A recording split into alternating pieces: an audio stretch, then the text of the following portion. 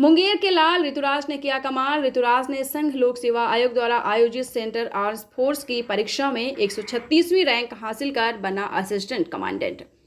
इधर ऋतुराज की सफलता को लेकर परिवार सहित जिले वासियों में खुशी का माहौल। दरअसल कौन कहता है आसमां में छेद नहीं हो सकता, एक पत्थर तो तबीयत से उछालो यारो। इसी कहावत और अपने पिता के सपनों को साकार कर दिखाया है मुंगेर सदर प्रखंड के मय दरियापुर निवासी अरुण कुमार शांडिल्य उर्फ गुड्डू सर के पुत्र ऋतुराज ने, जिसने अपने पिता के सपने को सेंटर आर्म्स फोर्स में असिस्टेंट कमांडेंट बनकर पूरा किया है।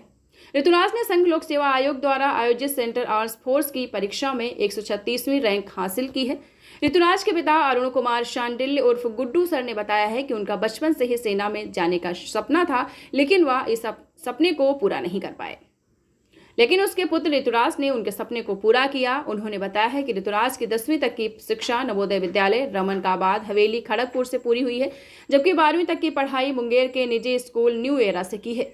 जिसके बाद वह अपने आगे की पढ़ाई के लिए बनारस हिंदू विश्वविद्यालय बनारस चले गए, जहां से उन्होंने अंग्रेजी से स्नातक उत्तीर्ण किया। इस दौरान बनारस में रह रहे ऋतुराज ने फोन पर बताया है कि वह वर्तमान में BHU से ही लॉ कर रहा है, जबकि अपने स्नातक की पढ़ाई के दौरान ही सेल्फ स्टडी किया। उसने UPSC परीक्षा के लिए कोई विशेष कोचिंग नहीं की। उसने बताया है कि उसकी इस सफलता का श्रेय उसकी मां सुनीता देवी और पिता के साथ ही उसके एक भैया प्रणय प्रसून हैं, जिन्होंने हमेशा उनका सहयोग किया है। ऋतुराज ने कहा है कि सफलता प्राप्त करने के लिए जरूरी है कि एक लक्ष्य निर्धारित किया जाए और उस लक्ष्य के प्रति एक रूप से जुट जाना चाहिए।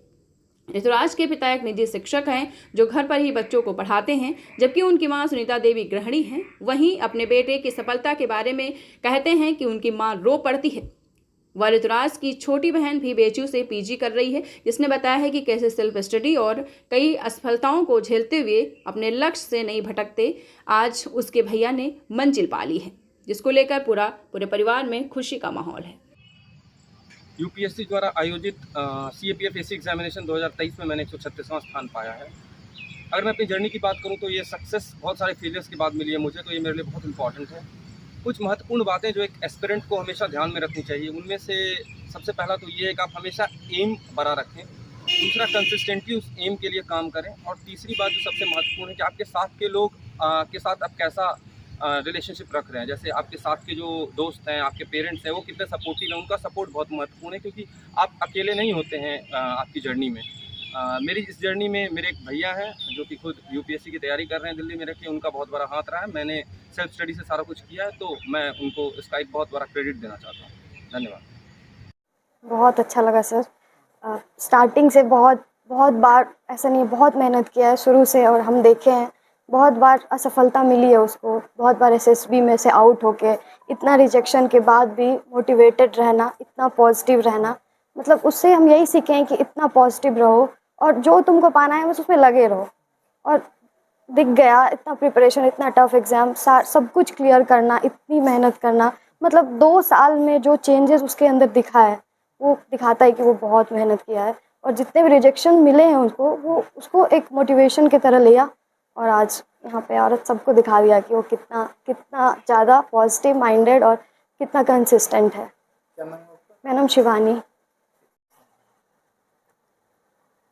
बहुत दुलारू था सर, कभी उसको बाहर नहीं जाने देते थे। हवा आता था, वर्षा आता था तो तबीयत खराब, ठंडी आती थी तो तबीयत खराब। उसको ऐसे रखे थे क्योंकि बड़ा था और एक था। विश्वास नहीं हो रहा है सर हमको। इसमें तो खुशी के आंसू है आपकी। हाँ, खुशी का है सर। बेटा इस पोस्ट पे पहुंच गया, तो कैसा लगा आपको? बहुत अच्छा लगा सर। हम महादेव का बहुत आभारी हैं सर। अभी भी हमको विश्वास नहीं हो रहा है कि जब भी मौसम चेंज होता था तो उसका तबीयत खराब होता था। चलिए, आज आपका बेटा इतना स्ट्रांग हो गया कि वो सेना में चला गया। हाँ, इससे काफी खुशी है। हाँ सर। क्या नाम है आपका? सुनीता देवी। जैसे कि ये बच्चा बचपन से ही प्रतिभाशाली था और व्यक्तिगत हम तो डोर टू डोर ट्यूशन पढ़ाते थे घूम घूम के, और सेना के प्रति हमारी बहुत अच्छी सोच बचपन से थी। तो कभी हम भी सोचा करते थे कि हम भी सेना में ज्वाइन करें, लेकिन ऐसा संभव हो नहीं पाया। उस समय से मेरी अंतिम इच्छा थी कि इस क्षेत्र से जितने बच्चे सेना में जाएंगे, हमसे जो कुछ हो सकेगा हम करेंगे। और ये सिलसिला 96 से शुरू हो गया और आज तक में बहुत बच्चे सेना में चले गए। और मेरा भगना भी लेफ्टिनेंट है, जो कि यहीं से अगले साल हुआ, और इस बार ये असिस्टेंट कमांडेंट में हो। बहुत अच्छा सर, मेरा तो सपना ही था देश के लिए। मतलब जहाँ भी आप देखेंगे आर्मर को या बॉर्डर वाले को, वहाँ हम आपको ज़रूर मिलेंगे। हर जगह हम इनके साथ होते हैं। तो मेरी दिली शौक थी कि जब भी ज्वाइन करें तो ये असिस्टेंट कमांडेंट ही ज्वाइन करें, जबकि इसका शौक बहुत पहले सिविल में जाने का था। ये हमको कई बार समझाने का भी प्रयास किया, तो हम इसको बोले थे कि यदि तुमको ऐसा लगता है तो तुम स्वतंत्र हो। तो हमको एक बात बोला था कि हमको भी अच्छा लगता, चूँकि बचपन से ही हम आपके साथ आर्मी वाले को देखते हैं, और बहुत मेहनती था ये। जैसे कि अभी BHU में ये लॉ कर रहा है, लॉ का फाइनल इसका चल रहा है, तो इस बच्चे को जो है तैयारी करने का मौका नहीं मिला। मतलब बिल्कुल सेल्फ स्टडी करके और यहाँ तक पहुँच पाना, कभी कभी तो हमको विश्वास नहीं हो रहा था कि हो सकेगा।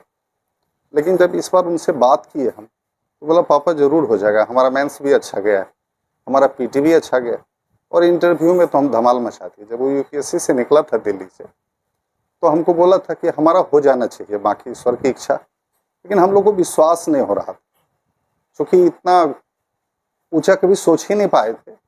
उम्मीद था, मेरी सोच छोटी थी, लेकिन बिल्कुल वो जो बोल रहा था वो बिल्कुल सही निकला। क्या नाम हुआ आपका? जी, मेरा नाम गुड्डू सर के नाम से फेमस है। वैसे मेरा नाम अरुण कुमार सांडी।